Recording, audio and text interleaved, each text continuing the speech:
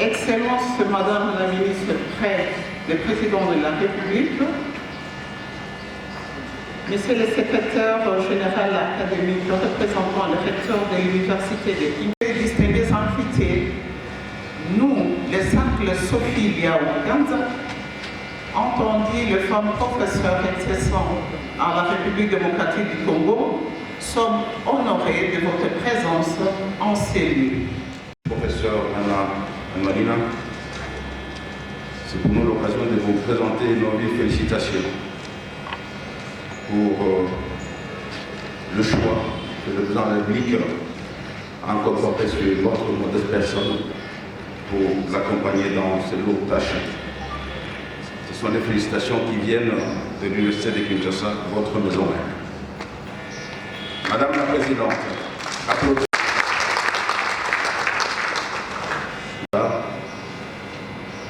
Chers collègues professeurs, dire femme professeur, c'est comme si c'était la ségrégation. Je dis simplement, chers collègues professeurs, membres du cercle Sophie Kanza,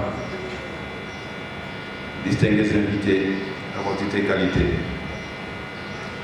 Le recteur de l'Université de Kinshasa, Jean-Marie Kayemetoumba, mission de service, m'a chargé de venir prononcer le mot d'ouverture de ces différentes activités basées sur l'échange d'expériences.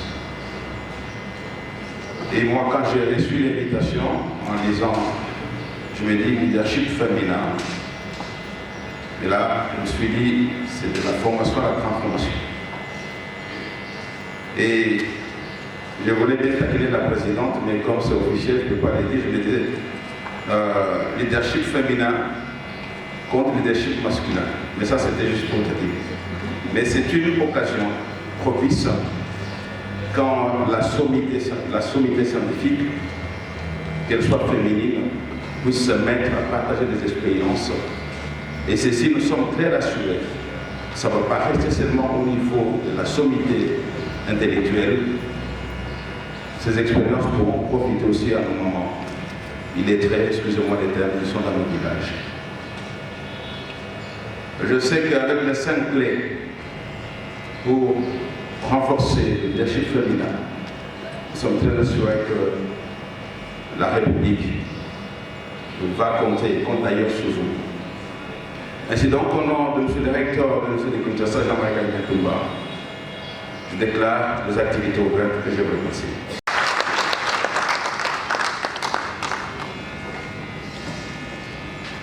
Merci, Monsieur le Secrétaire général académique.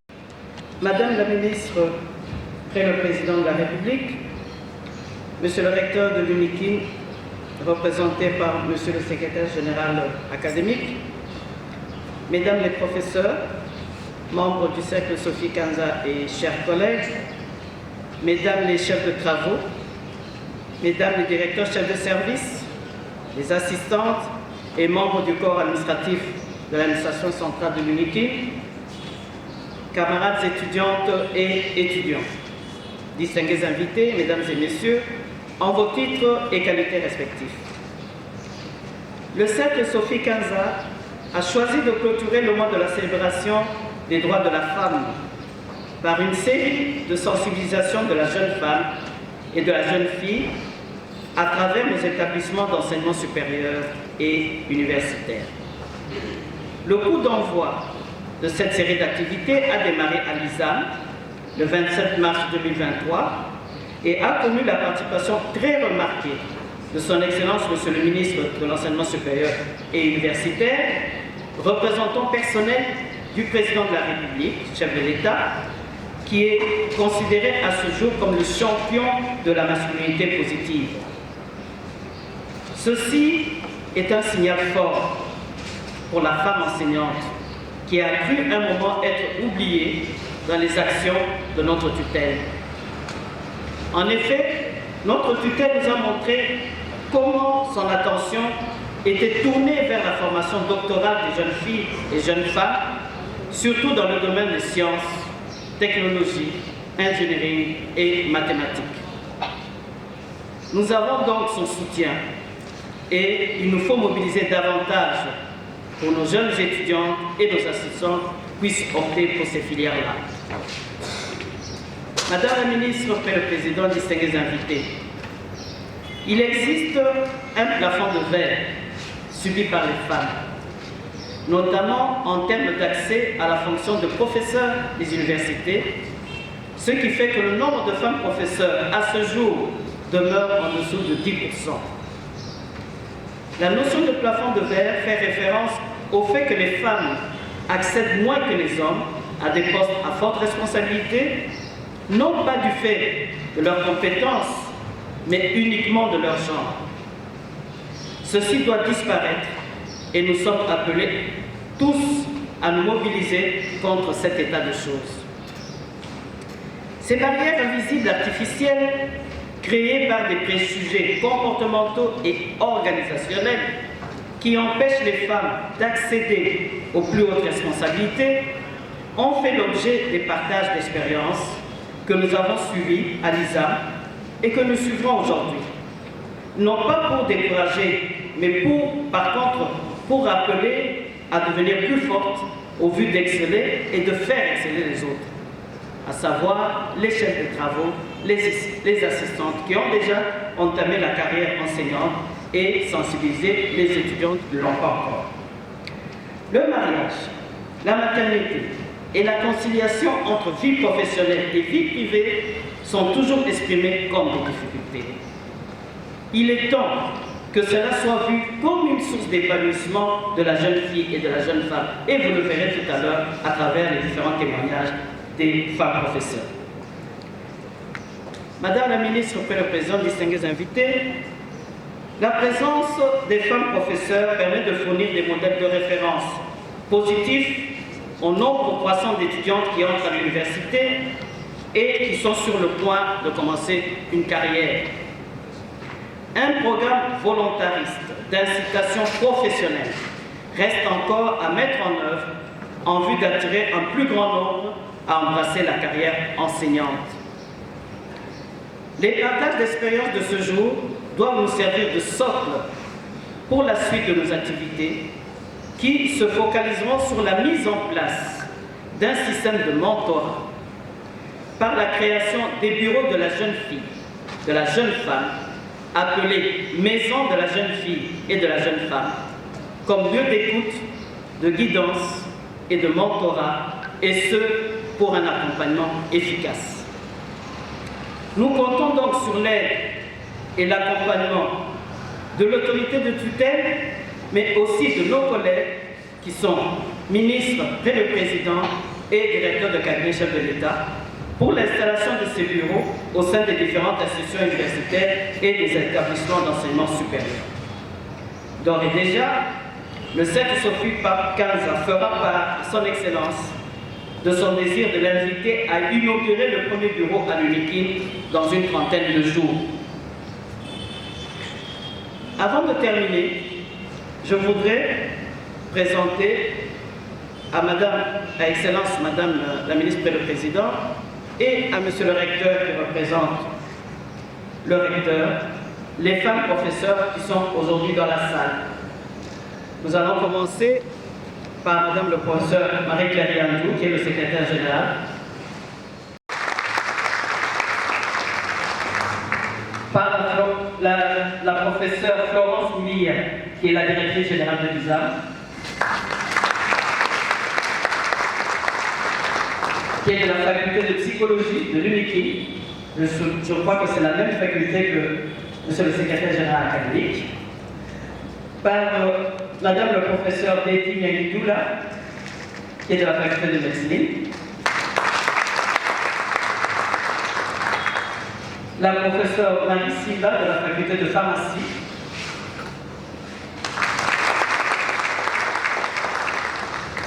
Madame la doyenne Marie-Thérèse Keïgengomba de la faculté de droit. Doyenne honoraire de la faculté de droit. Madame la professeure Gisèle Towa, chef de département de la faculté de lettres. Madame la professeure Philomène Babodissila, vice-doyen de la recherche de la faculté de lettres. Madame le professeur Louise Kikontué, de la faculté de médecine. Madame, vous devez vous présenter, s'il vous plaît. Madame la professeure Georgette Mouébé de la faculté de médecine. La faculté de médecine est à l'honneur. C'est l'école de santé publique, c'est ça? Oui, école de Ok. santé publique. Alors, madame, nous avons vraiment l'honneur aujourd'hui d'accueillir la plus jeune de toutes les femmes professeurs de la République démocratique du Congo, qui est de l'ISC Gombe, qui est madame le professeur Sifa. C'est la plus jeune, donc les étudiants, vous voyez, à son âge, elle est déjà professeure. Ça doit vous inspirer. Oui? Oui, elle vient de la Chine, effectivement. Ah oui, j'ai oublié que le secrétaire général de l'Académie vient de là. Vous êtes nombreux dans la salle. Madame, à côté de vous présenter. Madame le professeur Mouébé de la faculté des sciences. Ah, l'autre jeune ici, au niveau de l'UDI. Madame le professeur Marie-Thérèse Sogo de la faculté de médecine. Madame le professeur Anne-Marie Sakakov de la faculté de droit.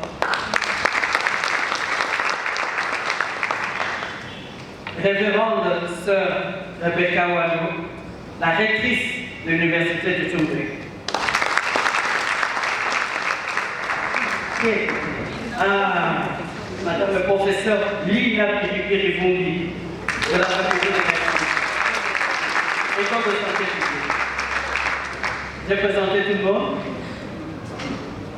Et je vais finir peut-être par la modératrice, Madame la professeure Thérèse Mamou de la faculté de médecine, école de santé publique.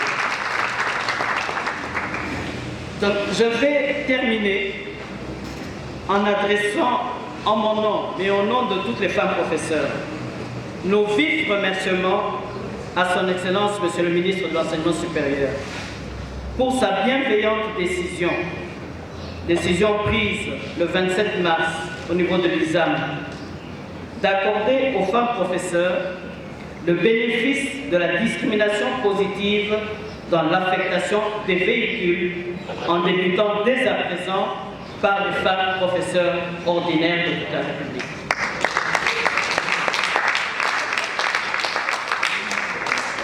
Je vois déjà le secrétaire général qui fait nous. Que vive la femme enseignante, que vive la RDC, que vive la Journée internationale des droits de la femme. Je vous remercie.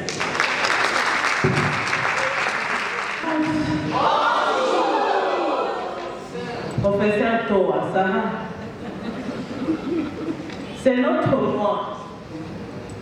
Peut-être qu'on aimerait être à Malourou pour être dans la joie. Nous savons tous que c'est chaque jour que nous sommes influents. Mais au moins pour les faire officiellement, on nous a accordé le mois de mars. J'aimerais parler de mon parcours, partager ma petite expérience avec vous, surtout avec les jeunes filles. À l'ISA, j'ai parlé de la cohésion et de l'unité nationale, précisément du rôle que doit jouer la femme pour renforcer la cohésion et l'unité nationale. Mais comme j'ai déjà organisé cette conférence à 2 reprises à l'UNIKIN, je veux m'arrêter à partager ma petite expérience. Je vois beaucoup d'images qui vont peut-être parler mieux à ma place, qui accompagneront mes petits mots. J'aurai affaire à ce petit plan en rapport avec une petite introduction. Je parlerai de mon parcours en image et de quelques préconisations. Devons-nous partager notre expérience? Pourquoi devons-nous parler de notre parcours? Certainement pas pour nous attirer l'estime ou pour en faire un sujet d'orgueil, mais simplement pour faire bénéficier aux nôtres de ce que nous avons connu. Peut-être ces quelques informations pourront aider à ce qu'eux fassent comme nous ou mieux que nous. Aujourd'hui, Nana Makamina qui est devant vous est la première femme professeure d'université de sa communauté. Chez moi, je me retrouve la première femme professeure d'université. Et c'est à l'examen que j'apprenais que j'étais la deuxième femme professeure d'université nommée ministre au sein du gouvernement central. Après la professeure Sophie Kanda. C'est quand même historique. Et on peut se poser la question de savoir si c'est vraiment un hasard ou c'est dans le plan du Seigneur. Les chrétiens nous diront tout naturellement que c'est par pure grâce et c'est par la volonté de notre Dieu. On a eu pour comprendre et elle devait reprendre les études, mettre un peu de volonté. Je le partage, je l'ai dit, pour motiver les femmes, les filles. Et là, c'était au village, ce n'était pas une chose. Je suis villageoise des sangs. Je ne l'avais jamais vu. Mais il était là. Quand j'ai appris que j'avais un mari, certainement cette il y a certains qui la connaissent ici à Lida, elle dit toujours maîtresse, il y a beaucoup de chèque. Parce qu'elle donne plus de la matière, parce qu'elle enseigne là ses arrières de petits enfants, la pauvre, mais bon, elle a toujours pas encore abordé la pension, elle est toujours là. Donc c'est ma mère qui est mon modèle. Mais moi je me disais, bon, elle enseigne à l'école primaire. Moi je ne vais pas enseigner à l'école primaire, je dois aller loin. Je vais enseigner à l'université, parce que bon, il n'y avait pas des femmes professeurs qui venaient à la maison, mais la majorité des amis de mon père que je connaissais, c'était des professeurs. C'est quand je suis arrivée à l'université que je me suis rendu compte que le prof qui avait soutenu la thèse la même année quand je suis née. Parce que je l'ai toujours connu professeur, mais bon, quand est-ce qu'on devait professeur, je ne savais pas. Donc c'était elle qui venait souvent à la maison, le prof Kika, la Kika, les profs aux examens, donc c'était les amis des papas. Et moi, je me disais, je vais aller enseigner là-bas, là où ils habitent, là au plateau. Et à partir de là, comme mes parents sont des enseignants, bon, papa n'enseigne plus, il est pensionné à la DGI, mais maman enseigne jusqu'aujourd'hui. Ils ont toujours l'habitude de nous laisser choisir. Parce qu'on est né à 10, on est resté 8 vivants. Donc tout le monde choisissait ce qu'elle voulait. Je me rappelle même celle qui vient en moi, elle disait, quand on fait qu'à Pondou et maman, je pleurais comment ma fille fait. Mais elle est commerçante, elle a un dépôt des poissons. Donc c'est ce qu'elle a toujours voulu. L'aînée voulait être médecin, elle a été inscrite au lycée Montemampico, elle a étudié ici à l'Unikin. La deuxième voulait être enseignante, elle a étudié à Montemampico et puis elle est partie faire le DSB Gombe. La troisième, elle a toujours voulu vendre et moi, j'ai toujours voulu être enseignante. Et comme je voulais être professeur à la faculté d'économie, à l'époque, tous mes profs du lycée, je n'avais jamais entendu quelqu'un dire qu'il avait fait les lettres à l'unique parce que ça n'existait pas. Donc mon modèle de professeur, c'était les professeurs d'économie ou de droit. Et on m'a inscrit pour mon père une bonne école commerciale, c'était seulement le lycée Pico. Je ne pouvais pas aller à Montemampico comme les aînés parce que là-bas il n'y avait pas commercial. Yaya a fait comment on appelle ça, scientifique parce qu'il y avait, et Agnès Béda parce qu'il y avait là-bas. Mais commercial, il n'y avait pas, je ne pouvais pas aller là-bas. Et j'ai été orientée, à l'époque, il y avait les systèmes d'orientation parce que déjà à l'école primaire, j'ai travaillé en fonction d'être professeur. Donc, je n'aimais jamais qu'un garçon soit avant moi. Alors mon père, c'était un messier très doux, très bon, qui ne pouvait pas faire de mal à quelqu'un. Mais ma mère est une femme très dure, une femme de caractère, une enseignante qui s'est promenée qu'avec le fouet. Ah oui, elle s'est promenée avec le fouet. Donc à chaque fois qu'elle rencontre un enfant qui n'est pas parti à l'école, tu as le fouet. Il demande toi, tu es l'enfant de qui? Pourquoi tu n'es pas à l'école? Ça c'est... J'ai fait l'école primaire à la cité de Lisa. Ceux qui connaissent bien les Kasaï, c'est dans le sud du Kasaï, vers la frontière de l'Angola. Et puis l'école secondaire, je l'ai fait à l'Institut Casséon. Donc l'Institut Casséon, c'était pour les hommes. Donc, dans la salle de classe, il pouvait y avoir que 2 filles, une fille ou 5, si c'est beaucoup. Donc, vous allez comprendre pourquoi j'ai un caractère un peu comme un garçon, parce que j'ai été éduquée comme un garçon. Je ne suis pas complexée quand je suis avec les garçons, mais je me sens à l'aise quand j'ai des amis garçons et filles. Donc, je n'ai pas assez des amis filles. Après avoir obtenu mon diplôme de D6, ma mère a décidé à ce que je puisse venir à Kinshasa pour l'université. Je voulais aller à Kisangani parce que pour les gens de chez moi, Kinshasa c'est une ville des embrouillères. Ouais, c'était ça la conception. Il fallait aller à Kisangani avec un de mon grand commis. C'est un cousin, mais chez nous dans la famille, on n'appelle pas cousin, on dit grand frère.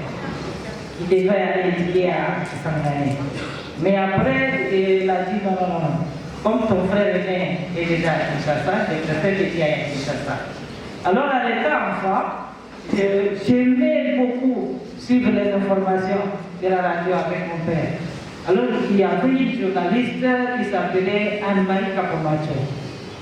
Quand on m'a demandé qu'est-ce que tu veux devenir, j'ai dit à ma mère, je vais devenir comme la femme là qui parle beaucoup de français.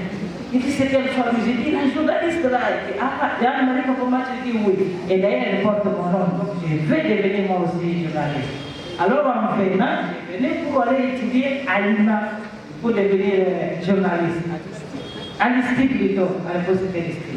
Aujourd'hui, on constate que les gens, lorsqu'on parle de l'histoire, ils trouvent que c'est pas normal. Et moi, je les défends en disant que l'histoire est très importante. Comment voulez-vous fêter vos anniversaires? Comment voulez-vous penser aux morts? Vous connaissez les dates de décès de vos proches. Donc c'est déjà de l'histoire que vous faites. Chères dames, chers messieurs. Donc c'est déjà de l'histoire. Et dire que je n'avais pas 60% pour être admise à l'université de Kinshasa, j'avais pris la décision de me battre pour arriver à faire 60%, étant donné qu'à l'époque du temps du maréchal Mobutu, on accordait des bourses aux étudiants. Moi, je me suis dit, avec mes 54%, comme je suis inscrite en première année de graduat, je dois tout faire pour avoir 60% et même plus. Malheureusement ou heureusement, en G1, j'avais moins de 60%, mais en G2, je me suis battue corps et âme. Donc, je devais étudier tout le temps. Et comme je m'étais faite carrière à l'époque, donc vous voyez ces jeunes étudiantes ou étudiants vivre gratuitement sur les cités universitaires, tout ça parce que je devais trouver de la place, parce qu'on donnait des chambres aux cadres, ainsi de suite. Et comme j'habitais ma télé, c'était difficile, il fallait être sur place à l'ISP Gombe. Troisième cours que je reprenne, j'ai réussi. Je passe en quatrième, on me récupère encore, on m'amène à Kinshasa. Et à Kinshasa, on m'inscrit au lycée Bosakane pour répondre la quatrième. Mon oncle vient me chercher, je m'amène à Lubumbashi. Donc je fais ma 5e année primaire à Lubumbashi. On m'a inscrit pour que je reprenne, j'ai réussi. Je passe en 6e, je viens pendant les vacances à Kinshasa. Mon oncle se chamaille avec sa femme, menace de divorce. On me persuade de rester à Kinshasa. Donc j'ai fait l'atelier de la Gombe, j'ai fait l'Institut Ouagadougou, et puis ma mère vient me récupérer, m'amène à Bounia. Bon, à plus de 45 km de Bounia.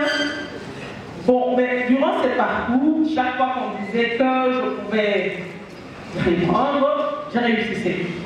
Donc du coup, j'étais très sûre de moi.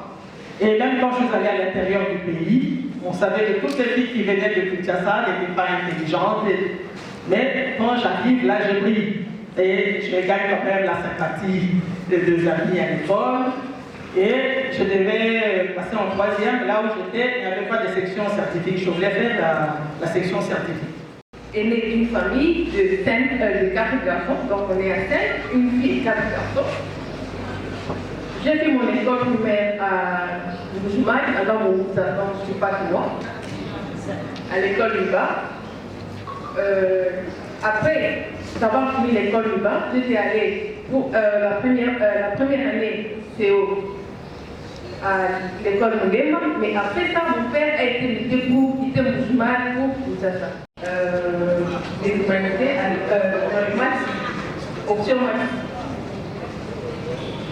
Alors, pour la petite histoire, dans les humanités, il y avait toujours être parmi les meilleurs. Si je suis pas première, je suis deuxième.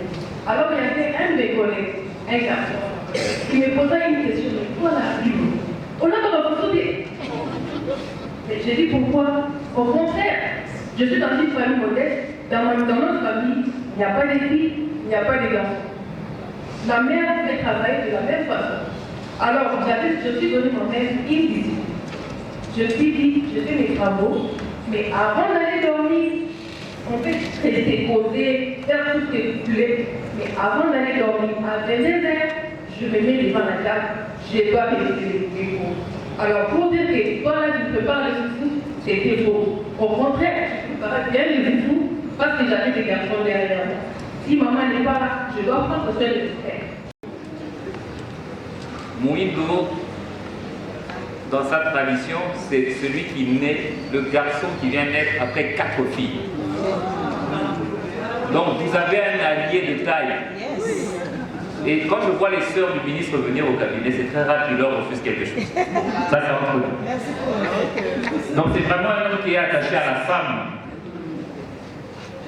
Donc je ne vais pas revenir sur ce qu'il a dit, mais je dois vous dire que c'est l'une des premières fois, je pense que le prof Joe doit le faire.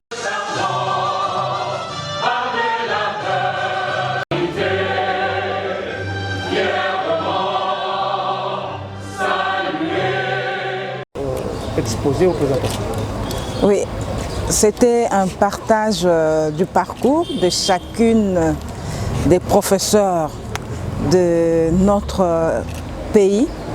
Alors nous avons suivi, chacune a donné son parcours et comme il m'a été aussi demandé, j'ai livré mon parcours.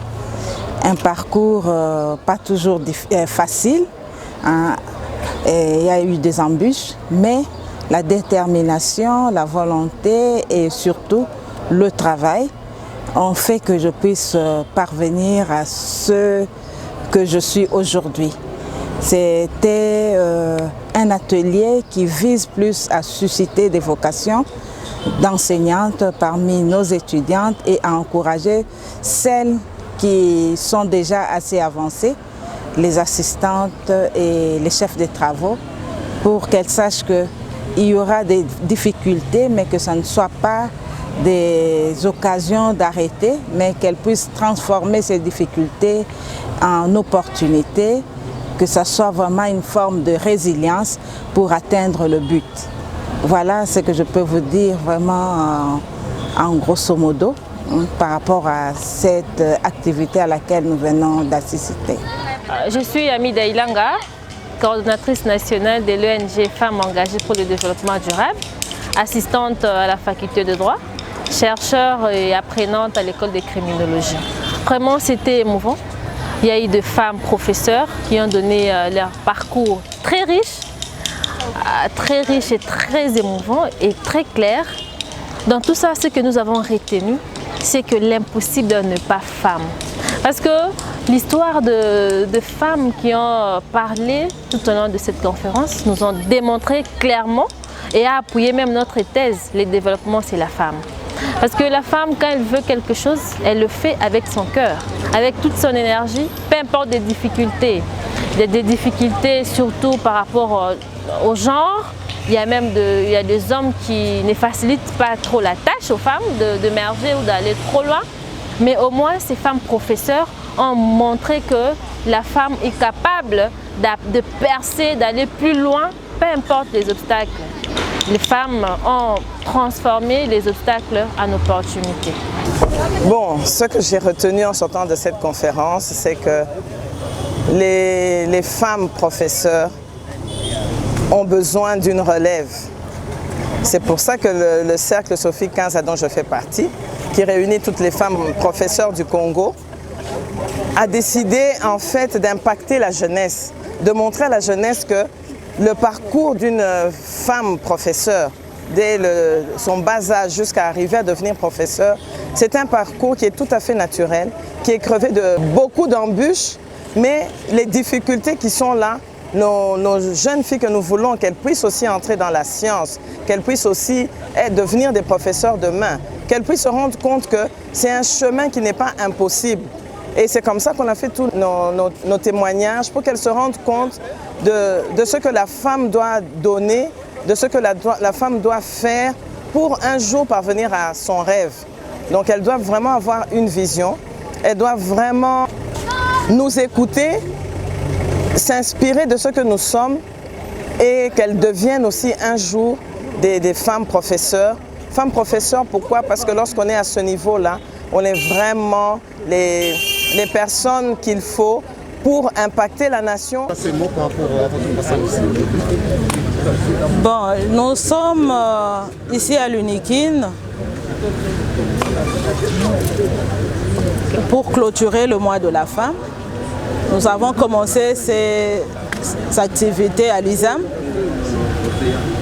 Et ici précisément, il s'agissait de partager notre expérience en tant que femme professeure pour encourager les jeunes filles qui ont accepté les chemins de la formation universitaire à ne pas s'arrêter à mi-chemin, mais aussi à aller plus loin jusqu'à devenir professeur. Parce que nous croyons qu'elles ont ces atouts. Alors, chaque femme a pu partager son expérience, ses défis de parcours pour permettre aux femmes qui nous suivent ou aux filles de pouvoir être encouragées et motivées. C'est juste pour promouvoir la science. Cette activité, combien louable, a été organisée par l'Association des femmes professeurs. Et là, nous jetons de fleurs à la présidente de l'association qui ne cesse de réfléchir sur le bon fonctionnement, non seulement de l'association, mais aussi d'autres structures de femmes scientifiques qui militent dans le sens de promouvoir la formation de femmes. Et tout ceci cadre avec la vision du président de la République, chef de l'État, son Excellence Félix Antoine Tshisekedi Tshilombo, qui ne cesse d'encourager les femmes et les jeunes à aller plus loin, qui croit au talent de femmes, qui sait que les femmes peuvent apporter un plus pour le changement de notre pays. Et c'est cette vision qui est matérialisée par son gouvernement, conduit par son Excellence, Monsieur le Premier ministre Sama Lukonde, chef du gouvernement.